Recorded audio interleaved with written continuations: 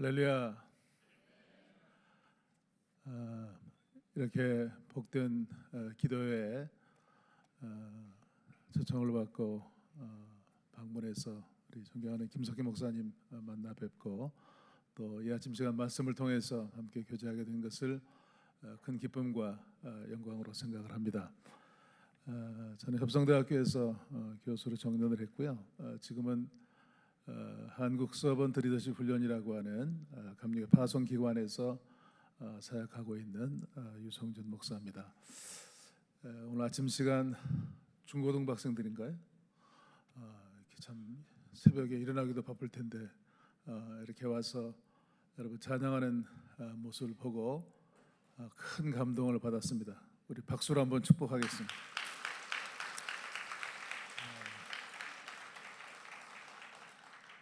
사도 바울이 그의 그 사역 가운데 가장 오랜 기간 동안 사역했던 교회가 에베소 교회입니다.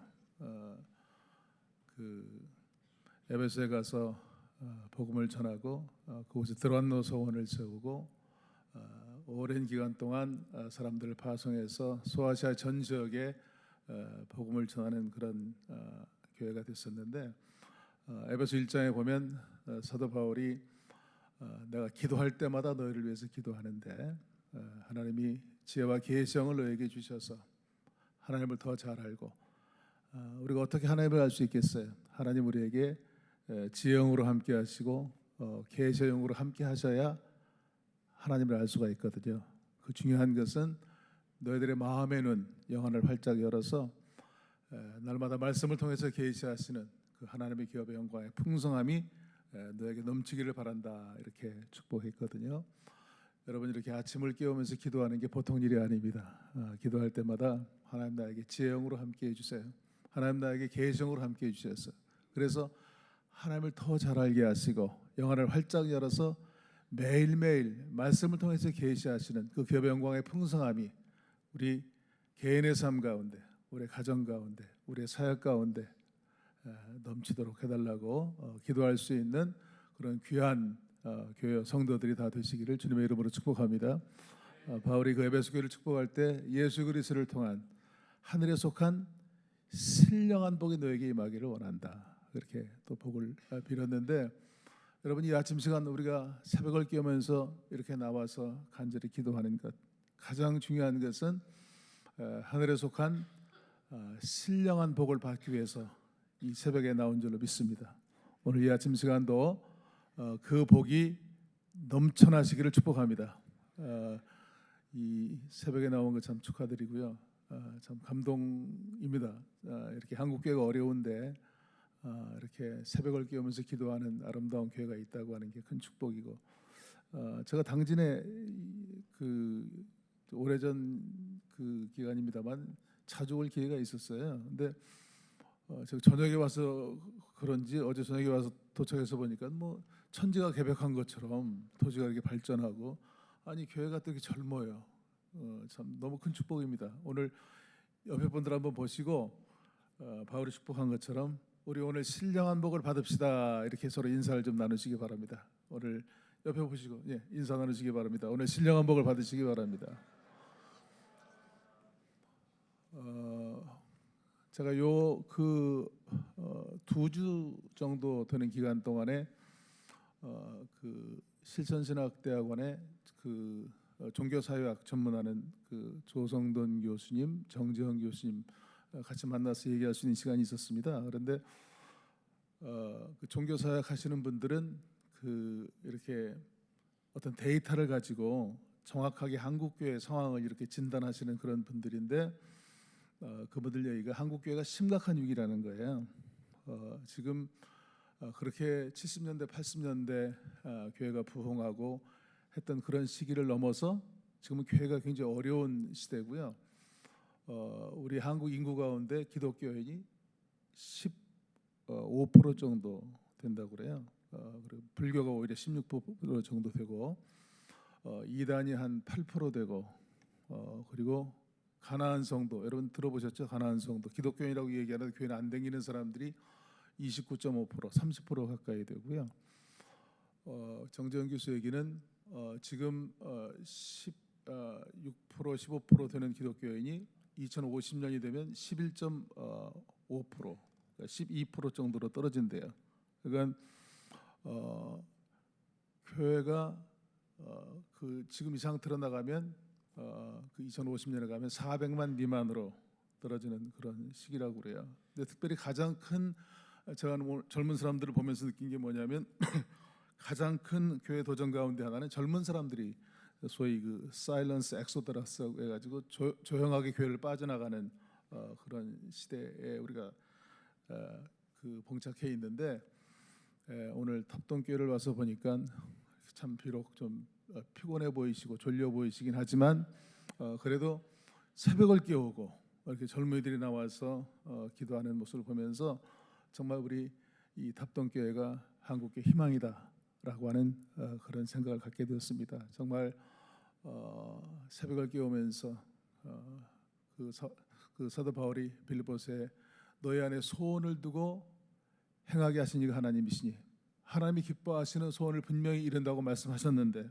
오늘 여러분 이렇게 제목을 가지고 기도하는 이 기도의 제목 하나님이 기뻐하시는 소원이 되어서 응답의 역사가 아름답게 이루어지기를 주님의 이름으로 축복을 드립니다. 오늘 그 사도행전 2장 42절로부터 47절 말씀을 목사님 봉독했는데 이 말씀은 굉장히 중요한 말씀이에요. 감리교를 시작하신 웨슬리 목사님이 그 영국의 성공회 안에서 갱신 운동을 할 때 여러 가지 그런 말씀을 했는데 그 갱신의 핵심적인 말씀 가운데 하나가 붙잡았던 말씀 가운데 하나가 오늘 본문의 말씀이에요. 이 본문으로 설교한 것은 없어요. 그러나 웨슬리 설교를 보면 이 말씀을 굉장히 중요하게 생각을 했고 찰스 웨슬리는 이 사도행전 2장 이 말씀을 가지고 찬송시를 만들어서 그때 그 감리교 운동하는 사람들에게 이 말씀을 그 찬송으로도 부를 수 있도록 그렇게 했던 것처럼 핵심적인 그런 말씀이거든요. 우리가 잘 아는 것처럼 웨슬리 목사님이 회심하고 그리고 이 감리교 운동이 미국에 가서 서부 개척 시대에 그 미국의 가장 큰 부흥의 역사를 이루었던 그런 교회가 되었습니다. 그런데 그 감리교 역사를 그 연구해 보면 그 감리교 운동이 미국에 가서 그 복음을 전하면서 50년밖에 안 됐는데 50년 동안 미국 개신교의 가장 큰 교회가 됐어요. 그런데 그 일을 이루었던 사람들이 누구냐면 헌신적인 평신도 운동에 참여했던 소위 순회 전도자들이었어요. 그러니까 웨슬리도 말 타고 다니면서 복음을 전했지만 첫 미국에 가서 복음을 전했던 감리교 그 전도자들도 개척 시대에 말을 타고 다니면서 복음을 전했는데 어느 정도로 열심히 했냐면 어떤 개척단이 서부를 향해서 갈 때 그 어떤 교회는 개척단하고 같이 다니면서 전도를 했고 또 이 로만 칼라를 하고 있는 그 하이처치에서는 그 기차가 철도가 놓이면 기차 타고 와서 복음 전하는 그런 교회도 있고 그런데 열심 있는 감리교의 젊은 전도자들 이 순회 전도자들은 개척단들이 도착하면 미리 가서 있었대요. 그러니까 무슨 말이냐면 어떤 전도단이 어느 지역에 도착하면 감리교 순회 전도자들하고 까마귀가 미리 기다리고 있다 할 정도로 열심히 복음을 전했어요. 그들에 의해서 그렇게 교회가 세워졌는데 역사에 보면 그 당시 그 전도자들의 사망 평균 연령이 40세였대요. 40대. 제대로 훈련받지 않은 사람들이지만 신학 훈련을 받지 않은 사람들이지만 복음의 열정을 가지고 열심히 전도하면서 복음을 전했을 때 미국에서 가장 큰 교단이 되었고요.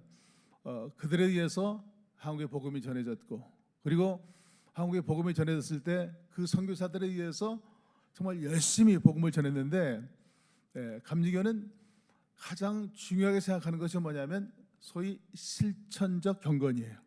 그러니까 복음을 전하고 열심히 기도하고 하는 그 일을 하지만 그 복음을 삶을 통해서 실천하는 이것이 감리교의 가장 핵심적인 것이었고요. 그리고 매일매일의 삶 가운데 은혜 생활을 지속하는 것이 뭐냐면 소위 은혜 수단이라고 하는 것이 있는데, 이거를 매일매일 우리가 실천할 때 우리가 그 성령 충만한 그런 삶을 살고 있는데, 그 중요한 것이 뭐냐면 성경을 늘 열심히 연구하는 것이고요, 기도하는 것이고, 그 다음에 특히 금식 기도를 강조했어요. 웨슬리 목사님은 수요일하고 금요일 2번 그 금식을 했고요. 그 다음에 나이 들어서는 이제 금요일만 금식하였습니다만은 열심히 금식 기도하고 성도들의 모임에 이처럼 열심히 참석하고, 그리고 중요한 것은 뭐냐면 궁유를 베푸는 사역, 열심히 모여서 기도할 뿐만 아니라 오늘 제가 제목을 서번트 목회 시대적 요청이라고 그랬는데 섬기는 일을 열심히 했어요. 초대교회 감리교 우리 그 한국의 역사를 봐도 예수 믿고 천당 가라고 전도한 것뿐만이 아니고 그 어두운 이 한국 사회에 선교사들이 와서 병원을 세우고 또 학교를 세우고 도덕 재무장 운동을 하고, 그러면서 이 두 가지가 균형적으로 이루어질 때 하나님의 사랑을 깨달은 사람들이 교회에 모여서 이웃 사랑을 실천할 때 위대한 교회로 세워지게 되었는데, 이렇게 열심히 기도하시고 그리고 이웃 사랑을 실천하는 그런 아름다운 교회로 탑동교회가 세워지시기를 주님의 이름으로 간절히 축원을 드립니다. 교회가 공동체인데요. 공동체라고 하는 것은 문자적으로 얘기하면 교회는 같은 목적, 같은 비전을 가진 사람들이 모인 모임이에요. 그러니까 세상 공동체도 그 공동체가 되는 것은 같은 목적과 같은 비전을 가지고 모여야 돼요. 교회도 공동체인데, 그러면 하나님의 교회 공동체는 뭐냐? 하나님의 교회 공동체는 하나님의 구속의 은총을 체험한 사람들이 모여서, 이 교회는 하는 일이 뭐냐면 이웃사랑을 실천하는 거예요. 그러니까 하나님 사랑과 이웃 사랑이 만나는 연결점이 바로 이 교회이고, 이 탑동교회가 정말 열심히 기도하시고 하나님 사랑과 이웃 사랑이 연결되어지는 그런 아름다운 공동체로 세워질 수 있기를 주님의 이름으로 축복을 드립니다. 오늘 이 그 본문의 말씀 가운데 보면 초대교회가 한번 우리가 읽은 말씀을 그림으로 그려보면 어떤 교회인가를 보여주는 아주 역동적인 그런 교회인 것을 볼 수가 있어요. 교회 역사에 보면 많은 어려움들이 있었어요. 초대교회가 그렇게 성령 강림의 역사가 이루어져서, 그래서 그렇게 역동적으로 교회가 움직여 갔지만 점점 이 종말론적인 공동체, 예수님께서 금방 재림할 것을 알았는데 재림이 늦어졌거든요. 그러면서 교회가 이제 조직화되고 점점 영적 능력을 상실해 갔어요. 그럴 때 이루어졌던 것이 뭐냐면 몬탄수라고 하는 그런 신비주의 운동이 일어났고 교회가 새로워졌고, 330년에 로마에 가서 콘스탄틴 대제 때 이 기독교가 공인됐고, 그런데 공인되면서 교회가 더 활발해진 것이 아니고 오히려 세속화되고 이방 사람들에 의해서 대로마 제국이 멸망당하고, 그리고 멸망당하면서 그걸로 끝난 것이 아니고 다시 수도원주의 운동을 통해서 영적으로 교회가 새롭게 되고, 그렇죠? 그리고 잘 아는 것처럼 중세에 그렇게 교회가 타락했을 때 마틴 루터에 의해서 종교 개혁이 이루어졌고요. 종교 개혁이 말씀으로 돌아가는 운동이었는데 이것이 율법화될 때, 그때 우리 감리교의 뿌리가 되는 경건주의 운동이 시작됐거든요. 그러면서 교회가 계속 새로워지는, 위기 때마다 새로운 공동체 운동을 통해서 오늘까지 교회가 왔거든요. 많은 사람들이 교회에 대해서 염려를 하고 있는데, 제가 이 아침 시간에 와서 이렇게 여러분들 이 새벽을 깨우면서 나와서 이렇게 기도하고, 또 젊은이들도 이렇게 교회에 와서 열심히 함께 기도하는 이 모습을 바라보면서 교회 희망을 보는 거예요. 여러분, 교회가 위기라고 한다면 이 위기 때 어떻게 하면 교회가 더 새로워질 수 있을 것인지 하나님의 뜻을 구하고, 그리고 우리가 믿음으로 발을 내디딜 때 교회 역사를 통해서 여기까지 인도하신 하나님이 앞으로 한국교회를 통해서 또 새로운 방향을 보여주시고 새로워지는 귀한 역사가 우리 한국교회 안에, 그리고 그 일의 기폭자가 되는 그런 역사들을 여러분들을 통해서 이룰 수 있기를 주님의 이름으로 축복을 드립니다. 오늘 사도행 2장에 보면 예수님께서 그렇게 벌하시면서 승천하시고 너희가 예루살렘을 떠나지 말고 내게 들은 바 아버지의 약속한 것을 기다리라. 그러면서 그 유명한 사도행 1장 8절 말씀, 오직 성령이 너희에게 임하시면 너희가 권능을 받고 예루살렘과 유다와 사마리아 땅 끝까지 이르러서 복음의 증인이더라고 얘기했어요. 그래서 그 말씀을 붙잡고 이렇게 간절히 초대교인들이 마가의 다락방에서 기도할 때 성령 강림의 역사가 이루어지고 성령의 충만을 받고 그리고 나가서 복음을 전한 거예요. 그 예수님을 부인하고 피했던 비겁했던 그 제자들이 성령의 충만을 받으니까 담대하게 나가서 복음을 전한 거예요. 그 핵심은 뭐였냐면 사도행 2장 38절 말씀 36절 말씀부터 보면은 너희가 십자가 못 박아 죽인 예수가 주와 그리스도가 되었다. 예수가 메시아였다는 것이에요. 그러니까 사람들이 성령의 감동을 받고 깨달음을 받고 그럼 우리가 어떻게 구원을 받겠느냐 하고 물어보니까 예수님께서 그 베드로가 그 구원에 대한 처방으로 하신 말씀이 너희가 회개하여. 그리고 정말 중요한 것은 매일매일 기도할 때마다 무엇보다 회개하는 기도를 해야 돼요. 그 기도가 아침마다 새로워질 수 있기를 축원을 드립니다. 먼저 구원받기 위해서 하는 그런 회개 기도가 있는가 하면 구원받은 다음에는 매일매일 성화를 위한 기도를 해야 돼요. 예수 그리스도의 장성한 분량이 충만한 데까지 이르도록 일생 동안 우리는 거룩한 삶을 살 수 있는 능력을 달라고 기도해야 돼요. 너희가 각각 회개하여 예수 그리스도의 이름으로 세례받고 죄의 사함을 얻으라. 그러면 매일매일 성령의 충만을 주시겠다고 그랬거든요.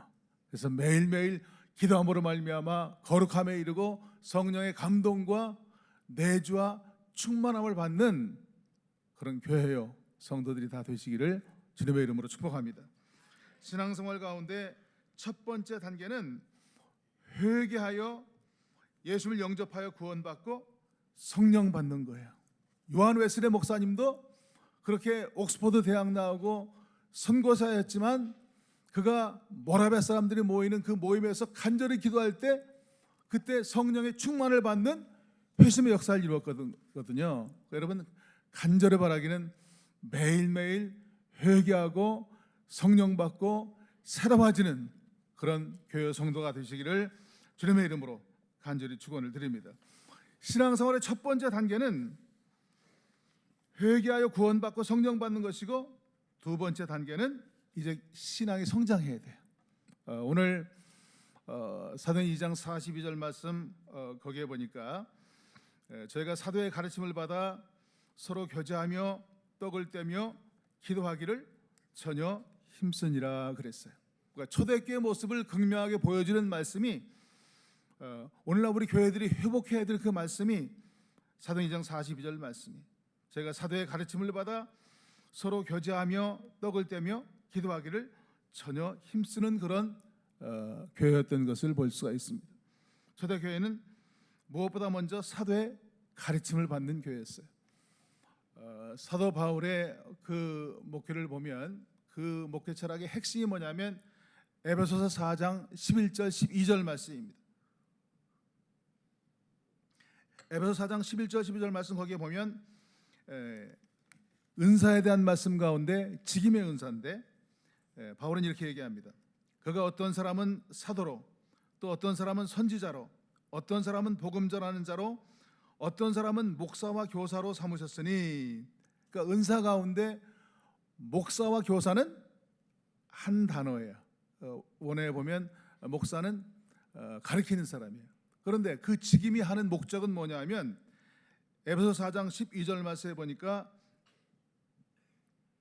이는 성도를 온전케 하여 봉사일을 하게 하며 그리스도의 몸을 세우려 함이라.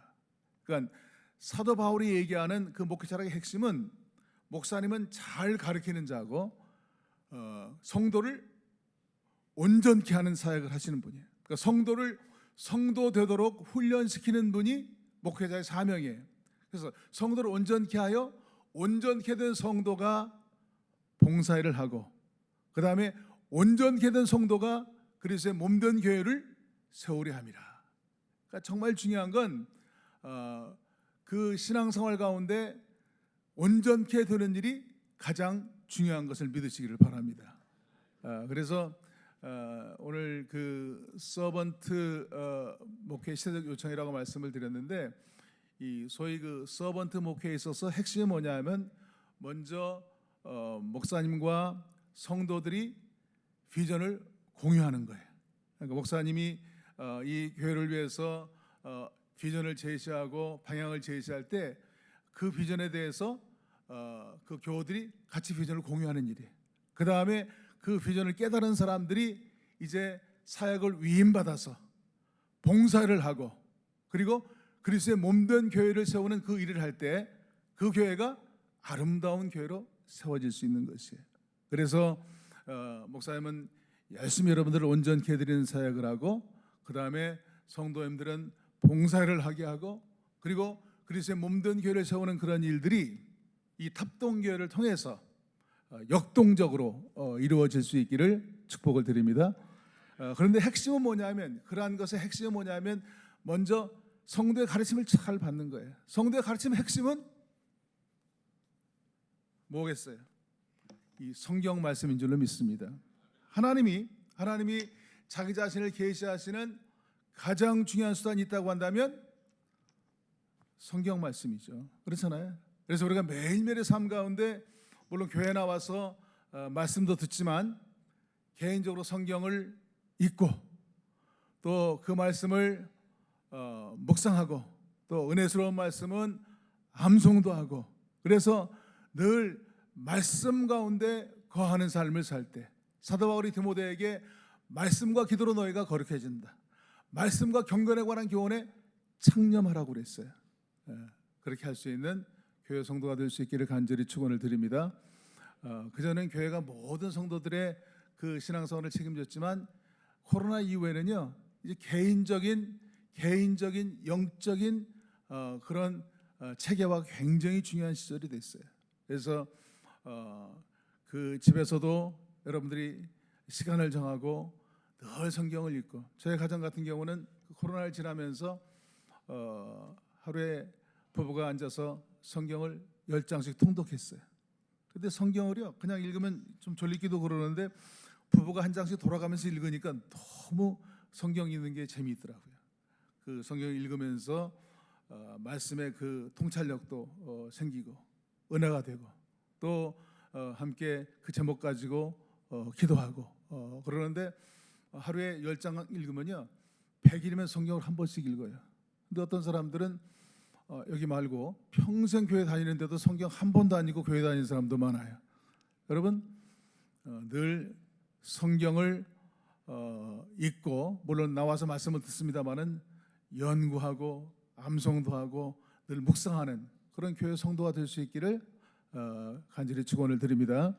하나님의 자기 자신을 계시하는 수단이 가장 중요한 것이 말씀이라고 한다면 우리가 늘 말씀의 사람들이 돼야 돼요. 그렇잖아요. 그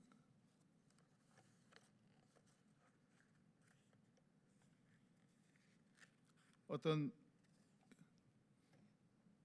중국의 동네에서 한 사람이 양파를 훔쳐가다 걸렸대. 동네 재판관이 재판하는데 3가지 벌칙을 줬대. 3개 중에 하나 택해라. 네가 양파를 훔쳐가다 걸렸으니 양파를 40개 먹든지 태장을 40대 맞든지 아니면 벌금 100만 원 내든지. 이 사람이 생각해 보니까 양파 먹는 게 제일 쉽겠더래요. 그래서 양파를 먹겠다고 양파를 먹는데 양파가 너무 매워가지고 11개까지 먹고 포기하고요. 그 다음에 태장을 맞겠다고 그랬대.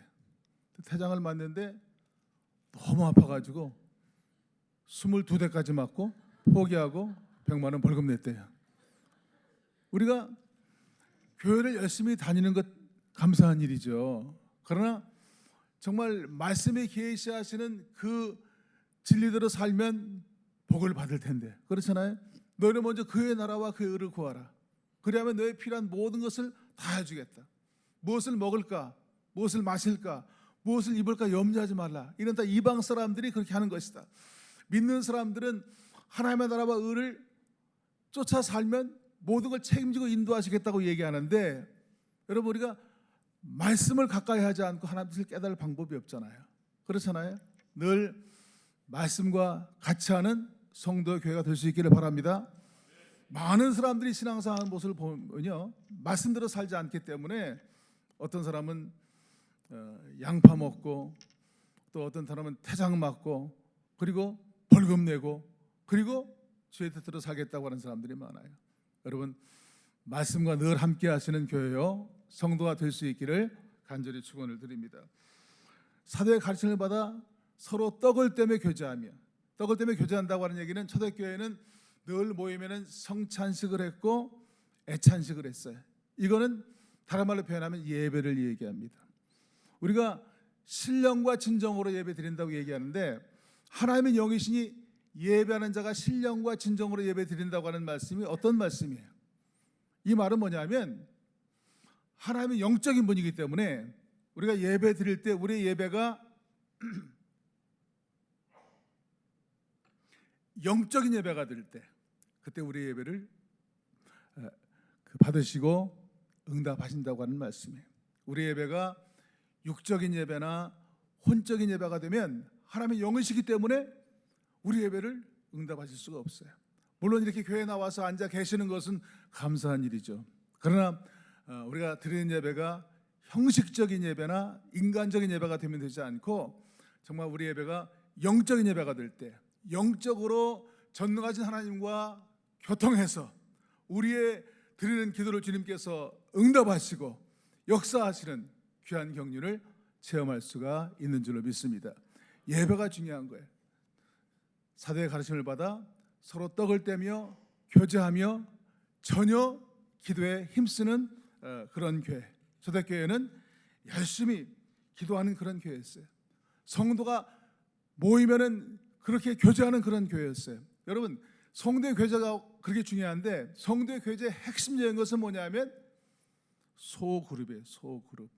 그러니까 교회에 그 속회배가 있고, 또 남성교회가 여성교회가 있고, 이런 여러 가지 그 조직들이 있는데, 이러한 것들이 영적인 교제가 돼야 돼요. 그래서 소그룹으로 모여서도, 이렇게 큰 그룹으로 모여서 같이 예배 드립니다만은, 소그룹으로 모여서 정말 중요한 것은 같이 예배 드리고 또 식사하고 이런 것도 중요하지만, 더 중요한 것은 뭐냐면 모일 때마다 성도들이 삶을 나누는 게 너무나 중요해요.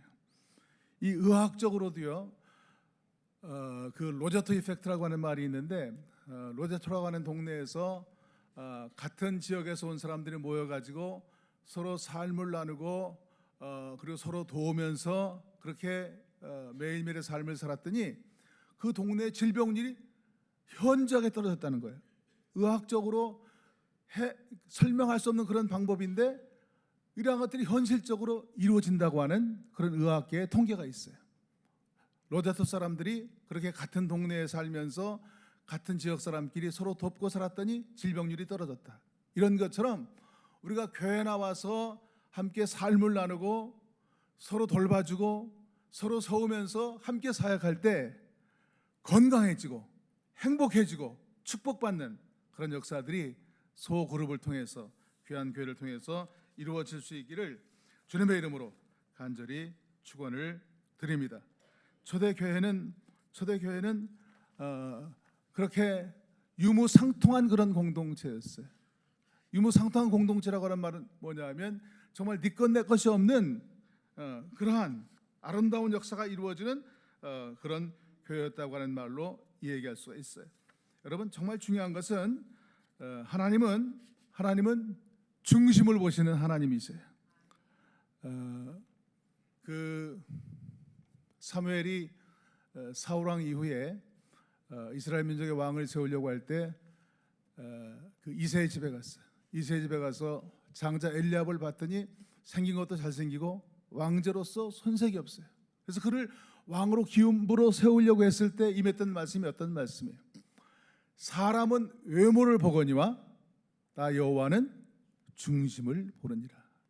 우리의 신앙 일생 동안에 꼭 기억해야 될 것은 우리 개인의 삶도 그렇고 교회 삶도 그렇고 하나님은 외형을 보시는 분이 아니고 중심을 보는 분이라고 하는 이 말씀을 꼭 붙잡아야 돼요.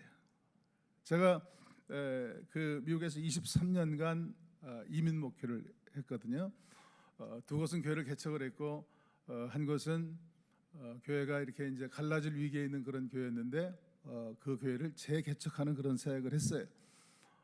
목회가 어려울 때 제가 붙잡았던 가장 중요한 말씀 가운데 하나가 그 수르바벨 성전에 관한 그런 말씀입니다.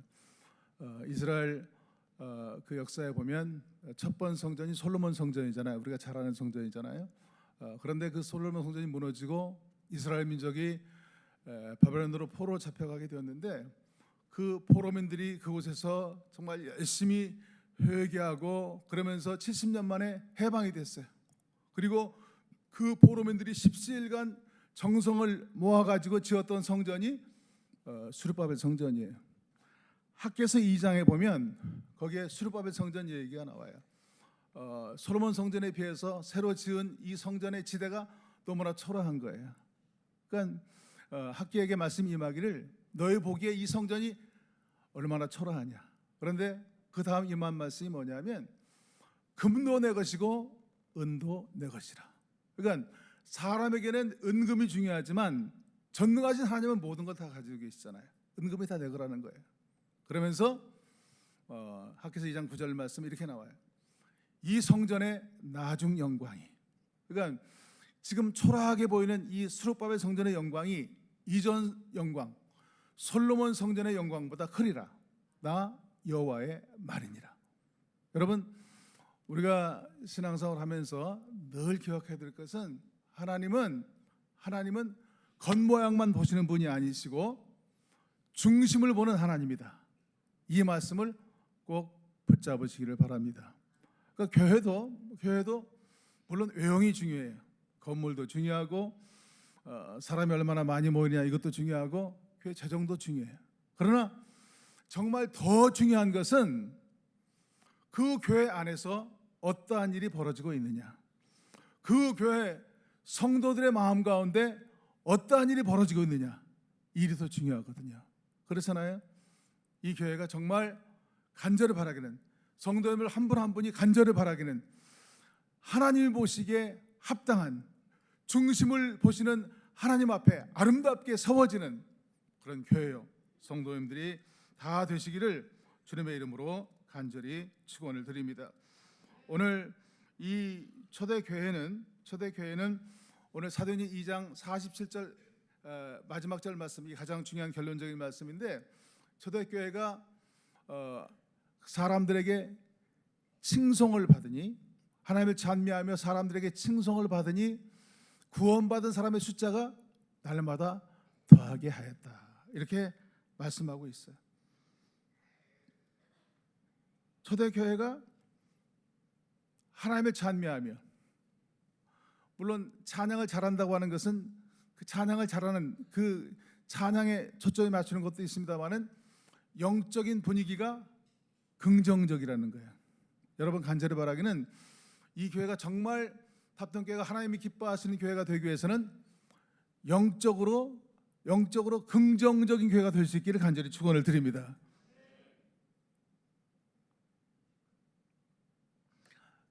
고린도서 10장에 보면은요, 사도 바울이 그 이스라엘 민족이 40년 동안 광야 생활을 한 것이 너희에게 거울이 된다고 그랬어요.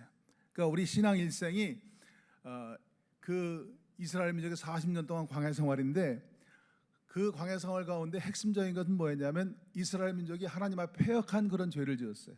첫째는 우상 숭배 죄를 지었어요. 그렇게 애굽에 살다가 가나안에 가는데 여러 가지 어려움이 생기니까 금송아지 우상을 만들고 다시 애굽으로 돌아가자는 거예요. 그래가지고 거기에 적극적으로 참여했던 3,000명이 죽음으로 그 문제가 해결됐어요.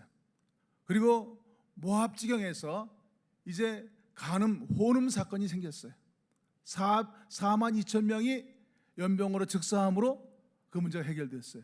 그런데 이스라엘 민족이 가나안 땅에 들어가지 못한 가장 결정적인 사건은 뭐였냐면 그 12명의 정탐꾼을 그렇게 파송했을 때 2명은 긍정적인 보고를 했는데 10명은 부정적인 보고를 했거든요. 그러니까 백성들이 이제 마지막 순간까지도 원망하며 불평하는 거예요. 왜 우리를 이곳으로 인도했느냐. 그러면서 백성들 사이에 분쟁이 생기고 갈등이 생겼을 때 하나님이 다 보고 계셨어요. 너희들이 내게 대해서 하는 그 말을 내가 다 들었다. 그래서 그 결과로 그 출애굽 세대 가운데 여호수아 갈렙을 제외한 1세대는 한 명도 가나안 땅에 들어갈 수 없다는 거예요. 여러분, 하나님 앞에 정말 중요한 건 교회 되기 위해서 정말 중요한 것은 뭐냐면 간음죄보다도 우상 숭배죄보다도 더 무서운 것은 불평하고 원망하고 부정적인 영적인 분위기예요. 정말 우리의 교회가 하나님이 기뻐하시는 그런 교회로 세워지기 원한다고 한다면 여러분, 아름다운 그런 긍정적인 그런 공동체로 세워질 수 있기를 간절히 축원을 드립니다. 초대교회는 긍정적인 공동체였어요. 사람들에게 그 하나님을 찬미할 뿐만 아니라 칭찬받는 그런 공동체였어요.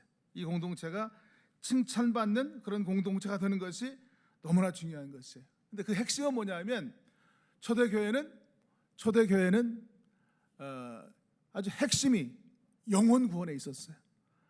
저들이 사도행전 5장 42절 말씀 보니까 성전에 있든지 집에 있든지 예수는 그리스도라 가르치기와 전하기를 쉬지 아니하니라.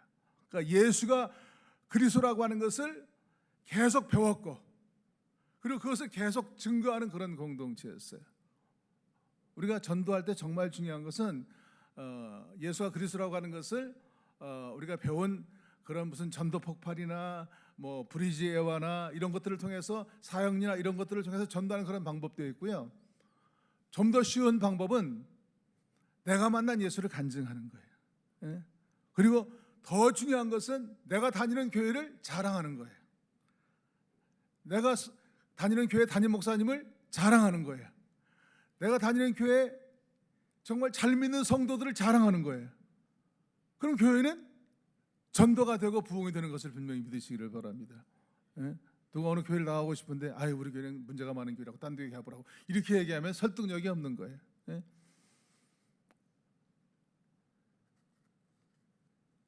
예수가 그리스도라고 하는 것을 어떤 방법으로든지 그 초대교회인들이 늘 전할 때 사도행전 13장 48절 말씀에 보니까 영생을 주시기로 작정된 사람은 다 믿더라.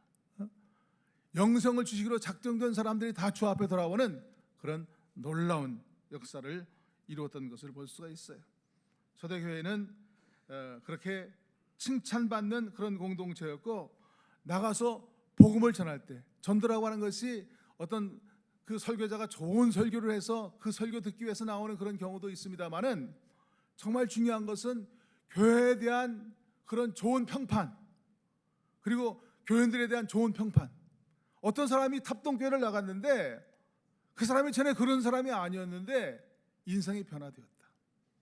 저 사람을 저렇게 변화시킨 교회라고 한다면 내가 한번 나가봐야 되겠다 라고 하는 감동을 줄 수 있을 때 우리는 영혼을 얻을 수가 있는 줄로 믿습니다. 저 교회는 뭔가 다르다. 그러니까 이제는 전도도 잘 안 되고 이렇게 교회가 개척해도 안 되는 그런 시대거든요.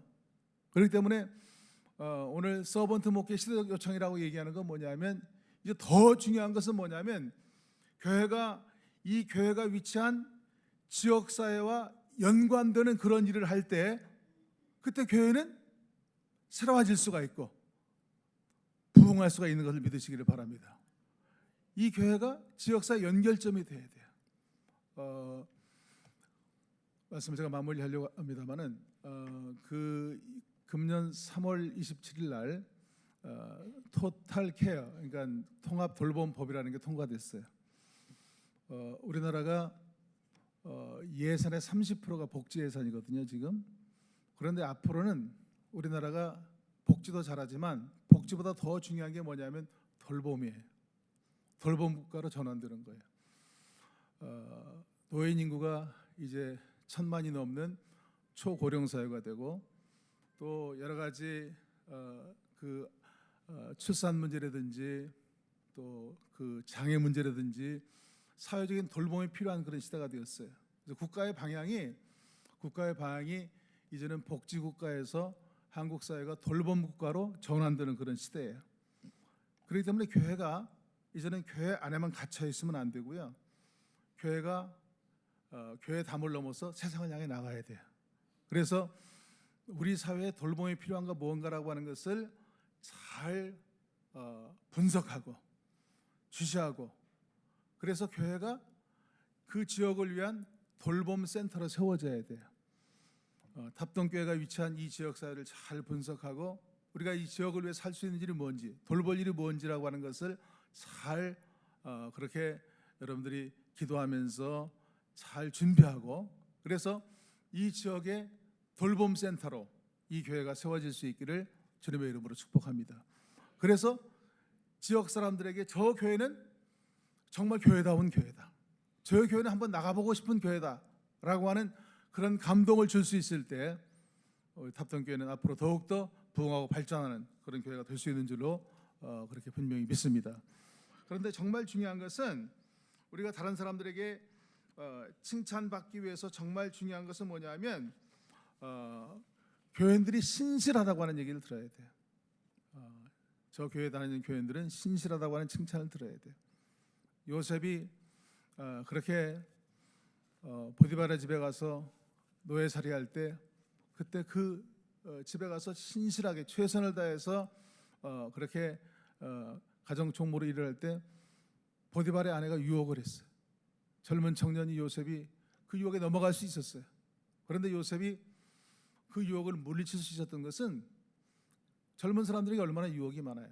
그걸 물리칠 수 있었던 것은 뭐냐면 그 주인이 자기에게 그렇게 선대한 그 주인의 의리를 배신할 수 없다고 하는 것이 첫 번째 이유였고요. 또 한 가지 중요한 이유는 뭐냐면 사람이 보건 사람이 보지 않건 하나님이 보고 계시다고 하는 것이에요. 이것이 신실성이에요. 여러분 간절히 바라기는 열심히 기도하시고 능력 받아서 그렇게 신실한 하나님의 사람으로 세워질 수 있기를 주님의 이름으로 축복합니다. 그리고 우리가 칭찬 듣기 위해서 중요한 건 뭐냐면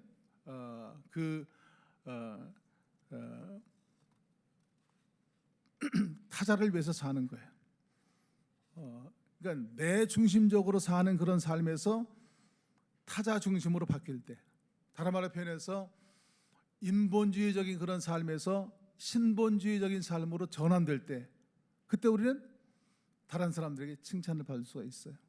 그런데 사실은 다른 사람을 그 위해서 산다고 하는 것은 그건 굉장히 쉽지 않은 일이거든요. 그렇잖아요. 내 자신이 결단해야 이루어질 수 있는 그런 일들이에요. 또 한 가지 더 중요한 것은 무언가는 내가 희생하고 헌신할 때 칭찬 듣는 개인이 될 수 있고 공동체가 될 수 있다는 것이에요. 여러분 간절히 바라기는 이 공동체가 그런 주님의 칭찬 듣는 공동체로 세워질 수 있기를 간절히 축원을 드립니다. 다윗의 생애를 보면 다윗의 생애 가운데 다윗이 백성의 숫자를 계수하는 죄를 범했어요. 민수기에 계수한 건 성전세를 내기 위한 것이었지만 다윗은 그 마음이 교만해져 가지고 내 나라가 얼마나 커졌냐라고 하는 것을 보여주기 위해서 계수하려고 했던 거예요. 그래서 그 지도자의 잘못된 생각으로 7만 명의 온역으로 죽는 그런 엄청난 재앙이 이스라엘에게 닥쳤어요. 그때 선지자 갓이 다윗에게 오르난의 타작마당에 가서 회개하는 희생 제사를 드리라고 제안을 해요. 그래서 다윗이 이제 그 오르난의 타작마당 모리아산에 가서 제단을 쌓을 때 이 오르난이 모든 제물을 다 준비해서 그렇게 왕에게 제사 준비를 해가지고 드리기를 원했어요. 근데 그것을 거절하고 다윗이 하나님 앞에 진실로 회개하고 금 600세겔, 오늘날 돈으로 치니까 35억쯤 되는데 엄청난 그런 상당한 값을 지불하고 제단을 쌓을 때, 그때 재앙이 이스라엘에서 떠나는 그런 놀라운 역사가 이루어졌어요. 오늘 이 아침 시간 여러분 이렇게 나와서 간절히 기도하실 때 여러분의 기도를 주님께서 들으시고 응답하시는 역사들이 매일매일 새로워지기를 간절히 축원을 드립니다. 오늘 다윗이 그렇게 상당한 값을 지불하고 제사를 드렸는데, 우리가 이렇게 새벽 시간에 나와서 희생하는 제사를 드리는 거죠. 새벽을 깨우면서. 근데 우리가 영적으로 생각해 볼 때 이 땅에 살면서 우리가 주님 앞에 드리는 이 모든 희생들을 주님은 연락하시는 것을 분명히 믿습니다. 우리가 가지고 있는 시간, 우리가 가지고 있는 재능, 우리가 가지고 있는 재물, 이것을 이 땅에서 우리가 세상을 위해서 써봐야 하나님 앞에 가서 섰을 때 그것은 계산이 되지 않는 거예요. 그렇잖아요. 그러나 우리가 정말 이 땅에서 가지고 있는 시간, 우리의 재능, 우리의 재산, 이것을 하나님의 나라와 하나님의 의를 위해서 쓴 그것만이 하나님 앞에 계산이 될 수 있다고 한다면, 오늘 누군가의 그런 헌신과 누군가의 희생을 통해서 하나님의 나라는 이 땅에 이루어지는 것을 분명히 믿습니다. 예수님께서 공세 기간 동안 계속 말씀하신 것은 하나님의 나라예요. 하나님 나라의 가치예요. 그리고 하나님 나라가 이런 것이라고 하는 것을 보여준 것이 뭐냐면 십자가 부활이거든요. 그렇잖아요. 우리가 이 땅을 살면서 다른 것을 보고 사는 것이 아니고 하늘나라 가치를 보고 사는 그런 공동체가 예수 믿는 공동체예요. 그래서 우리 한 사람 한 사람이 그렇게 주님의 뜻 가운데 생애들을 헌신할 때 우리의 지각 위에 넘치는 하나님 인도하신 놀라운 축복들이 우리 개인의 삶 가운데, 우리의 가정 가운데, 여러분의 사업 가운데, 여러분의 교회에서 하고 있는 그 사역 가운데 늘 함께 하시는 놀라운 경륜을 체험하는 교회 성도가 다 되시기를 주님의 이름으로 간절히 축원을 드립니다. 오늘 같이 기도하실 때 가슴에 손 얹고 잠깐 우리 한번 기도하시겠습니다. 여러분을 위해서 축복하는 기도를 드리도록 하겠습니다. 다 가슴에 손 얹으시기 바랍니다. 자, 여러분을 위해서 기도하겠습니다. 오늘 우리에게 이 새벽 시간, 새벽을 깨우고 우리 젊은이들로부터 전 교우들이 함께 모여서 오늘 주님의 얼굴을 구하며 간절히 기도합니다. 오늘 사도행전 2장의 말씀을 통해서 초대교회가 사도의 가르침을 받아 서로 떡을 떼며 교제하며 그리고 저녁 기도에 힘쓰는 그런 공동체가 되었습니다. 유무상통한 그런 공동체가 되었습니다. 그렇게 할 때 하나님을 찬미하며 백성들에게 칭송을 받으니 구원받은 사람의 숫자가 날마다 더하는 그런 아름다운 공동체로 세워졌습니다. 아버지 하나님, 주님의 거룩한 손이 오늘 심령들을 친히 타치하여 주시고 우리 귀한 공동체가 초대교회 같은 그런 공동체로 세워지고 우리 한 사람 한 사람이 참으로 오늘 말씀을 통해서 계시하신 것처럼 많은 사람들에게 칭찬 듣는 그런 성도로 세워지기를 원합니다. 아버지 하나님, 다른 사람들에게 칭찬 듣는 정말 저런 사람 같으면 나도 예수 믿겠다라고 하는 신실한 성도로 세워지게 도와주시고, 아버지 하나님, 나만 위해서 사는 삶이 아니고 다른 사람을 위해서, 타자를 위해서 사는 삶을 살게 도와주시고, 오늘 주님께서 우리에게 말씀하신 것처럼 다윗이 그렇게 상당한 값을 지불하고 그렇게 제사 드릴 때 그 제사를 연락하신 것처럼 우리의 미력하지만 희생과 헌신을 통해서 하나님의 나라가 탑동교회를 통해서 우리 안에 이루어지는 그런 삶을 살 수 있도록 주의 손이 친히 함께 하시고 인도하여 주시옵소서.